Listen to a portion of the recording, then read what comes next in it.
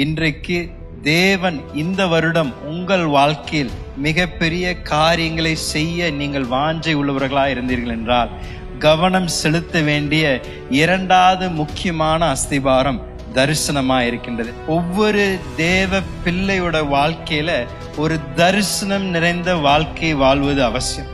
தேவனுடைய வார்த்தை நீதிமொழிகள் 29வது அதிகாரத்தில் 18வது வசனத்தில் தேவனுடைய வார்த்தை சொல்லுகின்றது, தரிசனம் இல்லாத இடத்தில் ஜனங்கள் சீர்கெட்டு போவார்கள்.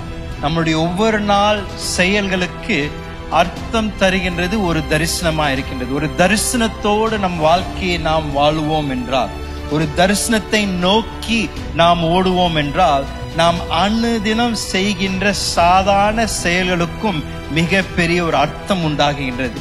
தரிசனம் இல்லாமல் வாழும் பொழுது நம்மளுடைய வாழ்க்கை ஒரு அர்த்தம் இல்லாத வாழ்க்கையாய் மாறுகின்றது. நாம் செய்கின்ற செயல்களெல்லாம் சும்மா செய்து கொண்டு சீக்கிரமாக கலைத்து விடுவோம். அதை எப்படி ஒப்பிடலான்னா, ஒரு செவரை யாராவது ஒருத்தர் கட்ட சொன்னீங்கன்னா, வா ஒரு செவரை கட்டுன்னு சொன்னா அவங்க செவரை ஒவ்வொரு நாளும் கட்டலாம். ஆனா அந்த செவரி எதற்காக கட்டப்படுகின்றது என்று அவர்களோடு நாம் பகிர்ந்து கொள்ளாத பட்சத்தில் அவர்கள் செய்கின்ற அந்த செயல் சும்மா கேட்டதற்காக செய்வார்கள். ஆனால் அந்த செவரை கட்டும் பொழுது அவர்கள் சொல்லலாம், நீங்க இந்த கட்டும் பொழுது இந்த செவர் ஒரு கோட்டையா இருக்க போகின்றது, இந்த கோட்டையை உள்ள ஒரு பட்டணமே இருக்க போகின்றது.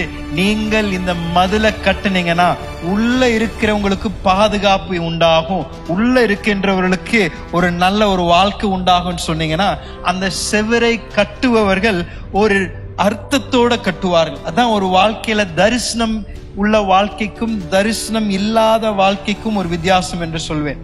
ஒரு தரிசனம் இல்லாத வாழ்க்கையை எதற்கு ஒப்பிடலாம் என்றால், ஒரு ஸ்டியரிங் இல்லாத கார்களை உட்காருவதற்கு தான் தரிசனம் இல்லாத வாழ்க்கை. உட்கார்ந்தீங்கன்னா எங்க போகுதுன்னு வண்டி தெரியாது, எந்த இடத்துக்கு நீங்க போய் சேர்வீங்கன்னு தெரியாது. ஆனா வண்டி போகும், ஆனா எங்க போகுதுன்னு தெரியாது. அல்ல, ஒரு கைப்பிடி இல்லாத சைக்கிள்ல உட்கார்ந்து பெடலை நீங்க அழுத்துனீங்கன்னா எந்த திசையில நீங்க போக போறீங்களா என்று தெரியாம சும்மா போகும் தான் தவிர எங்க போய் அடைவீர்கள் என்று தெரியாமல் போகலாம். பலரோட வாழ்க்கையில கூட அந்த மாதிரி வாழ்க்கைகளை வாழ்ந்து கொண்டிருக்கின்றார்கள். ஒவ்வொரு நாளும் எழும்பி வேலைக்கு போகின்றார்கள், ஒவ்வொரு நாளும் அவர்கள் செய்கின்ற பல்வேறு அந்த கடமைகளை செய்கின்றார்கள்.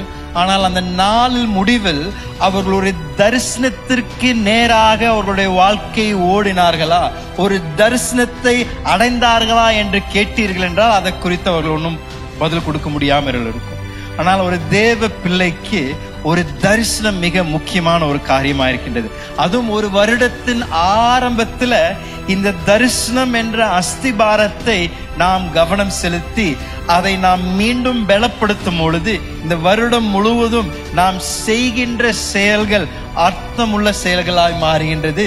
ஒரு தாக்கத்தை நாம் உண்டாக்குகின்றோம்.